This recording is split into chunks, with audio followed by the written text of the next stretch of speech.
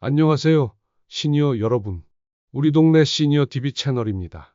70대, 80대가 되면 가장 많이 듣는 말이 있습니다. 어머니, 아버지, 이제 요양원 들어가셔야 하는 거 아니에요? 이 말 들으면 마음이 덜컥 내려앉죠. 왜냐면 요양원은 내 집도 아니고 자유도 적고 또 비용도 만만치 않거든요. 서울 기준으로 일반 요양원은 한 달 최소 120만 원에서 150만 원이 듭니다. 개인실을 원한다면 200만 원도 넘어가고요. 하지만 오늘 말씀드릴 내용을 들으시면 꼭 요양원이 답은 아니구나 하실 겁니다. 그럼 답은 뭘까요?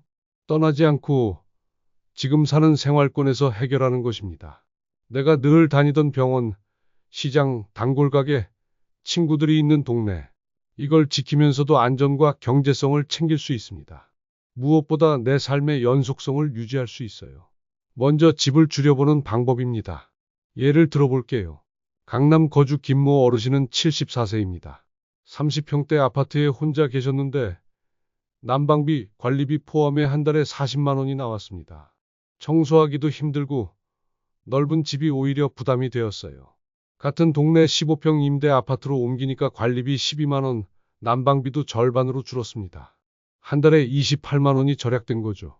절약된 돈은 이렇게 활용하셨어요. 주 2회 요양보호사 방문에 월 20만 원, 식사 배달 서비스에 월 8만 원, 여유 자금으로 취미 생활까지 가능해졌습니다. 집을 줄여서 이사할 때는 1층 또는 엘리베이터 있는 건물을 선택하세요. 계단 오르내리기가 힘들어질 수 있거든요. 두 번째는 집 구조를 바꾸는 것입니다. 욕실에는 미끄럼 방지 타일과 샤워 의자 설치로 8만 원, 복도와 계단에 손잡이 설치로 12만 원, 현관에 센서 등과 문턱 제거로 5만 원, 침실에 침대 높이 조절과 야간 등으로 3만 원이 듭니다. 총 비용은 28만 원입니다. 넘어져서 병원 입원하는 비용에 비하면 정말 저렴하죠. 정부 지원 제도도 적극 활용하세요. 주거환경 개선 사업으로 최대 380만 원까지 지원받을 수 있고 장애인 편의시설 설치는 해당자에게 100% 무료입니다. 각 구청 복지과에 문의하면 자세한 안내를 받을 수 있어요. 세 번째는 스마트홈 장치입니다.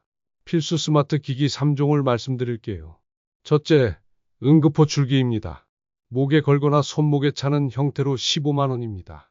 넘어지거나 응급상황 시 버튼 하나로 119 신고가 가능해요. 둘째, 복약관리기기는 10만 원입니다.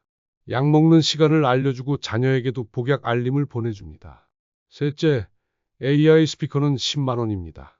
불 켜줘, 음악 틀어줘, 딸한테 전화해줘 라고 말하면 다 해줍니다. 총 35만 원인데 정부 보조금 50%를 적용받으면 실제 부담은 17만 원입니다. 추가로 고려할 기기는 문 센서로 외출, 귀가를 자동으로 알려주는 게 5만 원, 가스 누출 시 자동으로 차단해주는 가스 차단기가 8만 원입니다. 이웃과의 연결도 중요합니다. 작은 공동체를 만들어 보세요. 마포구 상수동의 반찬 나눔 그룹 사례를 말씀드릴게요. 5명의 어르신이 매주 화요일마다 번갈아가며 반찬을 만들어서 나눠 먹는 모임을 만드셨어요. 효과는 놀라웠습니다. 생활비 20% 절약, 외로움 해소, 건강한 식단 유지, 응급상황 시 즉시 도움을 받을 수 있게 됐어요. 우리 동네 공동체 만들기 팁을 알려드릴게요. 같은 아파트 단지 게시판을 활용하고 동네 경로당이나 복지관 프로그램에 참여하세요. 소규모로 2명에서 3명부터 시작하되 부담 없는 활동인 함께 장보기, 산책하기, 차 마시기부터 해보세요. 의료 접근성을 최우선으로 해야 합니다. 병원 접근성 체크리스트를 확인해 보세요. 도보 10분 내에 내과, 정형외과가 있는가? 대중교통으로 30분 내에 종합병원에 갈 수 있는가? 응급실까지의 거리가 적절한가? 단골 약국이 있는가? 새로운 의료 서비스도 활용하세요. 방문 진료는 의사가 집으로 와서 진료해주는 건강보험 적용 서비스입니다. 원격 진료는 스마트폰으로 의사와 상담하는 거고요. 약 배달 서비스는 동네 약국에서 집까지 배달해 줍니다. 건강관리 앱으로는 혈압, 혈당 등 자가 측정을 도움받을 수 있어요. 팁을 하나 드리면 보건소에서 제공하는 방문 건강관리 서비스를 신청하세요. 간호사가 정기적으로 와서 건강 체크를 해줍니다. 국가와 지자체 지원 혜택을 총정리해 드릴게요. 기초연금은 월 최대 33만 4,810원, 주거급여는 임차가구 기준 월 평균 15만 원, 노인 돌봄 종합 서비스는 월 27,500원에서 16만 2,800원. 장기요양보험 재가 서비스는 본인 부담 15%. 에너지 바우처는 전기, 가스비 지원으로 연 24만 원입니다. 신청은 동주민센터를 방문하거나 복지로 사이트에서 온라인으로 할 수 있습니다. 필요 서류는 주민등록등본과 소득, 재산 증명서류입니다. 월 생활비를 비교해 보겠습니다. 요양원 입소 시에는 입소료 월 150만 원, 개인용품비 월 10만 원으로 총 160만 원이 듭니다. 재택 안전거주 시에는 거주하는 집 규모 줄이기와 지원 서비스를 활용하면 15평 월세 50만 원, 관리비 12만 원, 요양보호사주 2회 방문 20만 원, 식비 30만 원, 기타 생활비 20만 원으로 총 132만 원입니다. 월 28만 원, 연 336만 원을 절약할 수 있습니다. 성공 사례를 말씀드릴게요. 혼자서도 안전하게 사는 방법입니다. 송파구 정모 어르신은 81세입니다. 변화 전에는 40평 아파트에서 혼자 거주하셨고 자녀들은 요양원 입소를 권유했었어요. 변화 후에는 20평으로 이사하고 안전개조, 스마트홈, 이웃 네트워크를 구축하셨습니다. 2년 후 결과는 놀라웠어요. 낙상 사고가 0회가 됐고 이전에는 연 2회에서 3회 있었거든요. 월 생활비는 40만 원 절약되고 우울감은 현저히 감소했으며 자녀와의 관계도 개선됐습니다. 어르신 말씀으로는 요양원 가는 게 무서웠는데 지금은 내 집에서 안전하고 행복하게 살고 있어요. 라고 하셨습니다. 단계별 실행 가이드를 알려드릴게요. 1단계는 현재 상황 점검입니다. 1주차의 집안 위험 요소를 체크하고 월 생활비를 계산하며 주변 의료시설을 파악하세요. 2단계는 계획 수립입니다. 2주차에서 3주차에 거주하는 집 규모 줄이기를 검토하고 안전 개조 우선순위를 정하며 예산 계획을 세우세요. 3단계는 실행입니다.